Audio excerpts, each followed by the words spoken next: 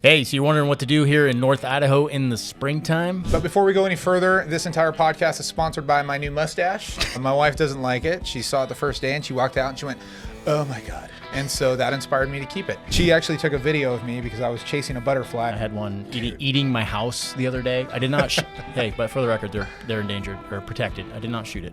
I just let it have my house.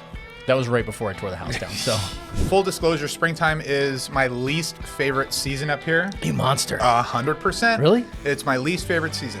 But springtime has a tendency to be a little gloomy out here, so you try to find some fun things to do. Yeah, you can harvest a lot. Obviously, be careful.